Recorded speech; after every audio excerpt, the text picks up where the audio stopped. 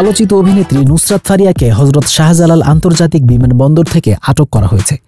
ভাটারা থানা হয়ে ডিবি কার্যালয়ে নেওয়া হয় তাকে। তবে এখনও কোনো মামলায় গ্রেফতার দেখানো হয়নি নুসরাত ফারিয়াকে। দুপুরে থাইল্যান্ড যাওয়ার সময় ইমিগ্রেশন পুলিশ তাকে আটক করে ফেলে। তার বিরুদ্ধে ২০২৪ সালের বৈষম্য বিরোধী আন্দোলন চলাকালীন রাজধানীর ভাটারা থানায় একটি হত্যা চেষ্টা মামলা রয়েছে। ভাটারা থানার ওসি মাজহারুল ইসলাম জানান, নুসরাত ফারিয়াকে এখনও গ্রেফতার দেখানো হয়নি, তাকে ডিবিতে নেওয়া হয়েছে। তার বিরুদ্ধে অন্য কোনো মামলা আছে কিনা তা খতিয়ে দেখা হচ্ছে। এরপর সিদ্ধান্ত নেওয়া হবে কোন মামলায় তাকে গ্রেফতার দেখানো হবে। নুসরাত ফারিয়া তার চলচ্চিত্র জীবনের চাইতে তার নিজের ব্যক্তি জীবনের বিতর্ক নিয়েই বেশি আলোচনায় থাকতেন।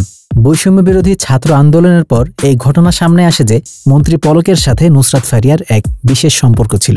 পলকের মন খারাপ থাকলেই নাকি নুসরাত ফারিয়াকে কল দিতেন।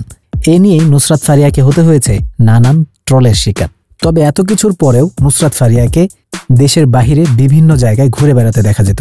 তার এই লাইফস্টাইল দেখে নেটিজেনদের মনে সবসময় একটি প্রশ্ন রয়েই যায়, এত টাকা নুসরাত ফারিয়া কোথায় পেল? তবে এবার হত্যা মামলায় গ্রেফতার হয়ে নতুন আলোচনার জন্ম দিলেন নুসরাত ফারিয়া।